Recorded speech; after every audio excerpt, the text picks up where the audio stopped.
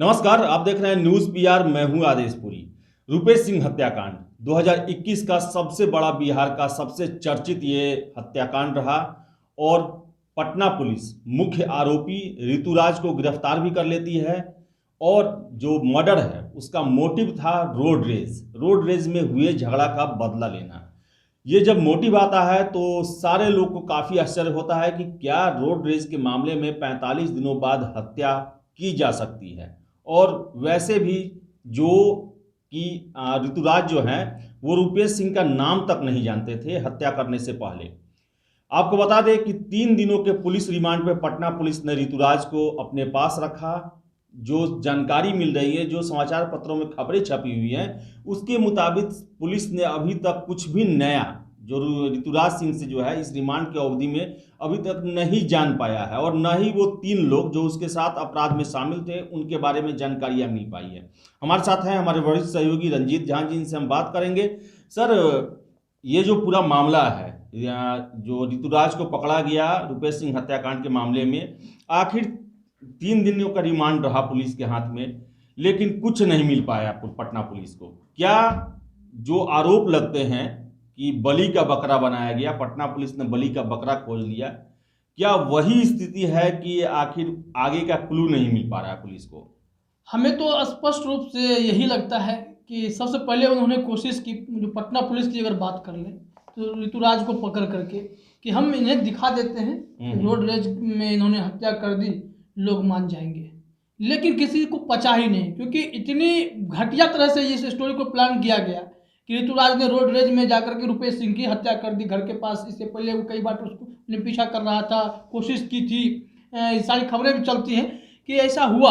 और जा करके वो अंतिम में घर के पास जाकर के कार में ही गोली मार देता है ऋतुराज।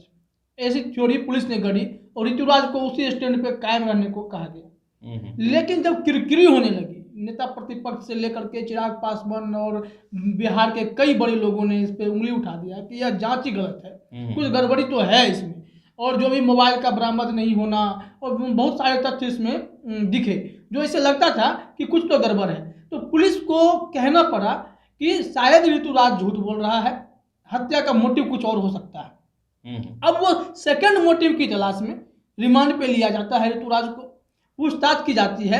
लेकिन हमें लगता है कि ना कोई मोटिव है इसके पास, ना कोई यह रोड रेज वाली बात में भी दम है, मामला कुछ और ही है। अगर ऐसा कुछ होता तो ये पुलिस इतना लंबा खींच क्यों रही है? उसे उसके पत्नी को पीटने का आरोप लगा, ऋतुराज को भी टॉर्चर किया ही जा रहा होगा। हालांकि मेडिकल करवाया गया, वो रिपोर्ट सामने नहीं है कि पुलिस ने उसके साथ ज्यादती की या नहीं की है, लेकिन यह अपने स्टैंड से बदला नहीं है, यह उसी स्टैंड पर कायम है। शायद पुलिस आम लोगों की या बड़े लोगों ने जो ये आरोप लगाए कि पुलिस सही से जांच नहीं की है, लिपापोती करने की कोशिश कर रही है, उनकी संतुष्टि के लिए इस मामले को खींच रही है। कभी कभी तो मुझे यह भी लगता है कि वह 3 लोग, पवन, बउआ, छोटू, ये 3 लोग हैं भी कि नहीं है जिनकी तलाश हो रही है। पुलिस चाहेगी और वो पकड़ में नहीं आना, ये तो आश्चर्य की बात है। सर, क्या आपको लगता है कि पुलिस ने दबाव को देखते हुए, चूंकि मुख्यमंत्री इस कांड की मॉनिटरिंग कर रहे थे, तो दबाव को देखते हुए ये जल्दबाजी में उठाया गया कदम था, और उसके बाद गलती अभी भी की जा रही है कि उसी थ्योरी को प्रूफ करने की कोशिश की जा रही है, इसलिए उलझता जा रहा है। देखिए, जल्दबाजी तो हुई नहीं। अगर जल्दबाजी पुलिस एक्शन दिखाती तो, जैसे कि इससे पहले भी जो बड़े अफसर रहे हैं वो 72 घंटे में, 48 घंटे में वो केस को सॉल्व करने की कोशिश करते हैं, वो उस आरोपी तक पहुंचते हैं जो इस कांड में शामिल रहा हो। तो यहाँ तो समय भी लगा था, समय लगा, मुख्यमंत्री का प्रेशर पड़ा, तब इन्होंने किसी को पकड़ा और सामने सामने गुत्थी सुलझाने की कोशिश की, जो किसी को पची नहीं। अब इसमें कहने झारखंड तक जो है दबिश हो रही है पुलिस की इनके निशानदेही पर, लेकिन वो आदमी पकड़ा नहीं जा रहा है। ऐसा तो नहीं है धरती खा गई किसी को। आपको उदाहरण के तौर पे याद होगा, जब निर्भया कांड 2012 में उस वक्त इतना बड़ा ये हो केस हो गया था, तो पुलिस देश के कोने कोने से आरोपियों को ढूंढ के लेके चली आई थी। तो इस स्थिति में आप इतने, बिहार के लिए सबसे बड़ा केस है, कोई इंडिगो एयरपोर्ट जो स्टेशन हेड हैं उसके मैनेजर हैं तो रुपेश सिंह, जिसको आप जिनकी हत्या हो जाती है, और उनके तलाश में, उनके आरोपियों की तलाश में आप ढूंढ नहीं पा रहे हैं किसी को। एक को पकड़े हैं, वो कहानी बना रहे हैं, वो कहानी सफल नहीं दिख रही है। रिमांड पे भी ले गया, रिमांड पे भी कुछ नहीं। मुझे लगता है कि इसको लंबा खींचने की कोशिश है, खींचता जाएगा, देर सवेर जो है बात को हजम करने की कोशिश। सर, क्या लगता है आपको गौतम शिल्पी वाला कांड जैसा यह भी केस लटकते रह जाएगा क्या? यही यही स्थिति ही दिख रही है ना।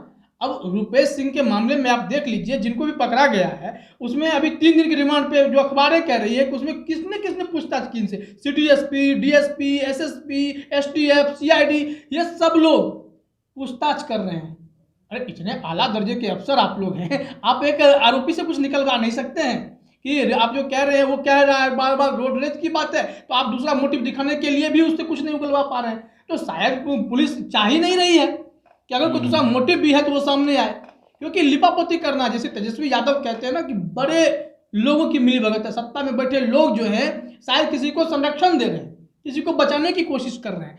तो इस स्थिति में इतने सारे तमाम बड़े अफसर ये सवाल पूछ लेते हैं, सवाल पूछ रहे हैं ऋतुराज से। ऋतुराज कह रहा है कि रोड रेज में मैंने मार दिया और इतने दिन बाद मुझे मौका मिला, मैंने मार दिया, मैंने पहले भी कोशिश की थी, मैंने मार दिया।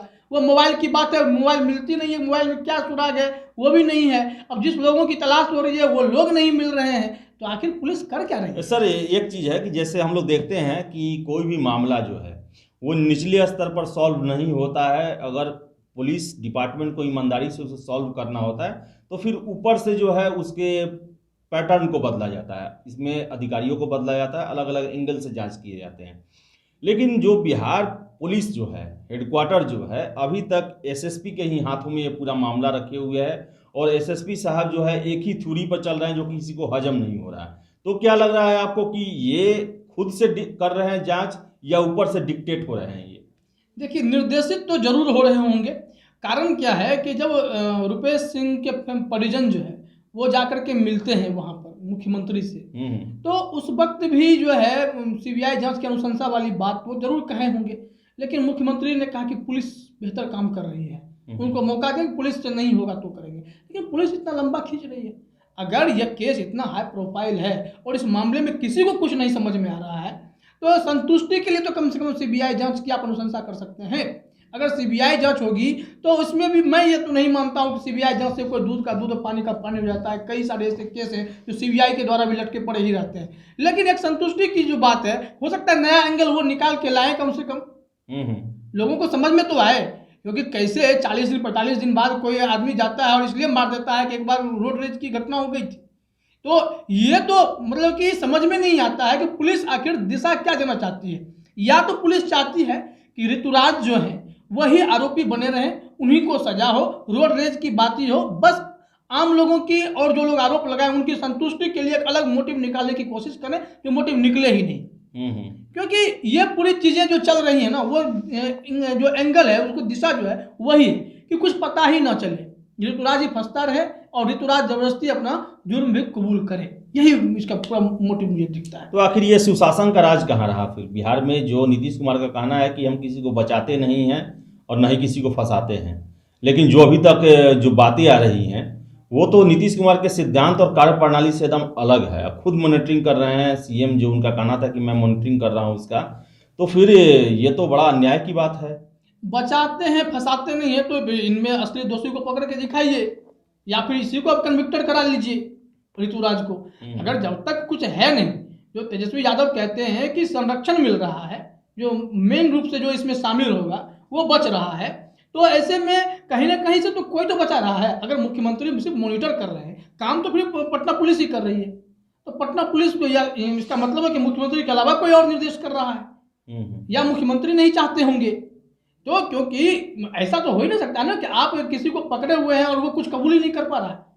3 दिन की रिमांड, इतने बड़े अफसर, आप पूछताछ करेंगे और वो जो लड़का कुछ बोलेगा नहीं, संभव ही नहीं है। इसका मतलब है कि संरक्षण कहीं ना कहीं प्राप्त हो रहा होगा। इस वजह से केस का दूसरा मोटिव सामने आता है ना, रुपेश सिंह में जो असली गुनाहगार है उनके मर्डर का, वो सामने आ पा रहा है। समस्या तो बनी हुई है, समस्या बनी हुई है कि और जो एक खबरें आई थी रुपेश सिंह मामले को लेकर, जब ऋतुराज को गिरफ्तार किया गया था कि बलि का बकरा मिल गया, और ऐसा मोटिव जो किसी के हजम नहीं हो रहा, और ऐसा मोटिव जिसे पटना पुलिस ही प्रूफ नहीं कर पा रही है, इसलिए रिमांड पे लिया जाता है, पूछताछ की जाती है, लेकिन कोई भी जो क्लू है जिसे कोर्ट में साक्ष्य के तौर पे रखा जा सके, वैसा अभी पटना पुलिस को नहीं मिला है। अभी तक ये उनका ना सेलफोन मिला है ऋतुराज का, और न ही ये कंफर्म हो पाया है कि जो पिस्टल ऋतुराज के पास से बरामद हुई थी, क्या उसी पिस्टल का प्रयोग जो है वो रुपेश सिंह की हत्या करने में की गई थी।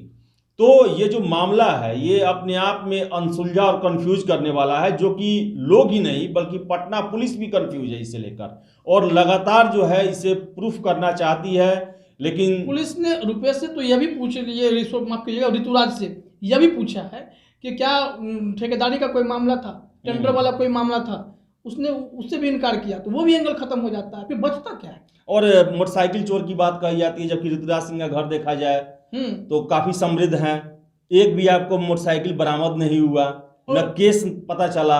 उल्टा जो पुलिस का वो रवैया सामने आया, हाँ। उसमें पुलिस पर कार्रवाई हुई क्या? जो ऋतुराज की पत्नी ने आरोप लगाया उसकी भी जांच होनी चाहिए थी। उसमें तो कोई कार्रवाई नहीं हुई। हाँ। आप कैसे पीट सकते हैं उसकी फैमिली को? रो रही है। हाँ, वो तो सामने मीडिया के बोल रही है कि मेरा चीरहरण हुआ है थाने में, और उसके पिताजी के साथ बदसलूकी हुआ है, मारपीट हुआ है। खुद रुपेश सिंह जब मीडिया के सामने लाया गया तो उनके हाथ जो है सूजे हुए थे, जो दिखाया गया, ऐसा लगा कि उन्हें पुलिस कस्टडी में उनके साथ जम के मारपीट की गई थी, टॉर्चर की गई थी। तो ये अपने आप में काफी कंफ्यूज केस है, और पटना पुलिस जो है वो जबरदस्ती वो इसे प्रूफ करना चाहती है और साक्ष्य लाना चाहती है। लेकिन जब कहा जाता है कि अगर आप किसी को बिना साक्ष्य के फंसाते हैं या उसको गिरफ्तार करते हैं तो उसके बाद प्रूफ करना कोर्ट में बड़ा मुश्किल होता है। और उसी साक्ष्य के तलाश में घूम रही है पटना पुलिस। आरोप लगते हैं तेजस्वी यादव के कि इन्हें इस केस में जो है बड़ी मछली को बचाना है और अनजाने को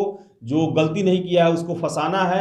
ये सभी जो है मामले सामने आ रहे हैं। अब देखने वाली बात है कि पटना पुलिस इससे यू टर्न लेती है या फिर इसी में आगे बढ़ती है। फिलहाल इस वीडियो में इतना ही। वीडियो पसंद आए तो लाइक शेयर करें, हमारे चैनल न्यूज़ पीआर को सब्सक्राइब करना ना भूलें। बहुत बहुत धन्यवाद।